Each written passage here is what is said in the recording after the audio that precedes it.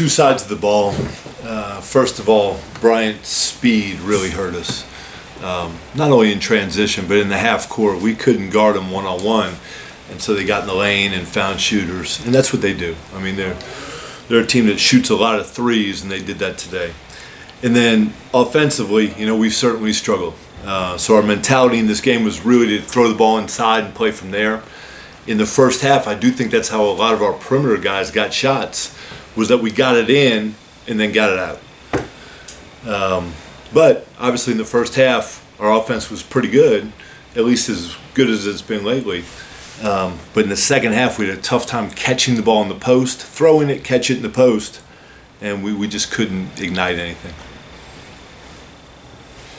How do you get your team to finish games? Manhattan game, you guys are up 6 points, 2 minutes to go. This game, you had a chance to finish the game, and it just got out of reach. How do you get your team to finish games? Yeah, I think it's a good question. And this game is completely different than that one, just because, we were up 11 with 7 minutes left.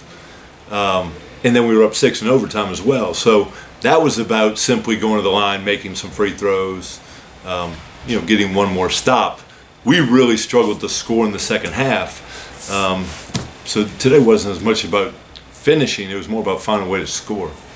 Benson Lynn, freshman over there, played like a veteran on the floor today, 15 points. What made him so tough to guard? The one play that stands out, so obviously he made some shots, but he went in the lane and pivoted under the basket. I think he ended up getting called for 3 seconds. Right. But I'm thinking, how in the world is that guy a freshman? So, he had the ball under the rim and he just didn't panic. And he pivoted and pivoted and pivoted.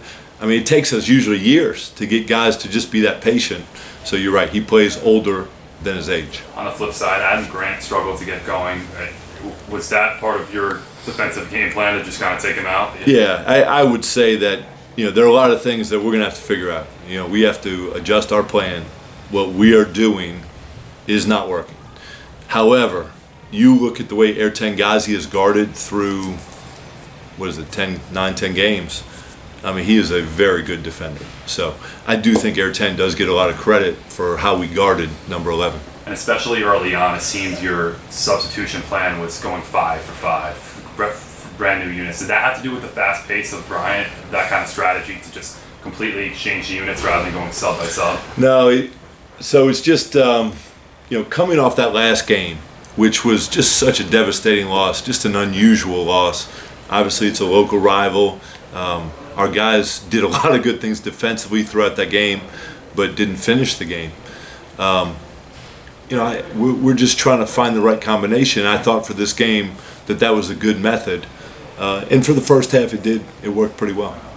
And how do you keep the team's head held high through a stretch like this where maybe they thought they should have had these games, home games, trying to rack up some wins? I wouldn't say we should have had this game. Yeah. And what I mean by that is we were outplayed.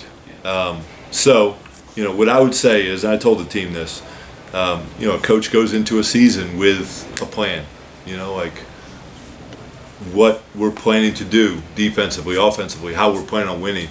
And what we're doing right now is not the right plan. So it's the head coach's job to adjust the plan, and then also it's each player's job to play a little bit better, and we've got to play better. Any positives out of this game for you and your team? You mentioned Ertan Ghazi and his defense, which we highlighted multiple times because he was swarming. But any other positives for the team? Yeah, I think the thing I'm going to see in the second half, we did move the ball well, and we got some open looks that we didn't finish. So my guess is that's what we'll see on film. Obviously, let's just call it the first half, we had some guys make some shots and, do some good things.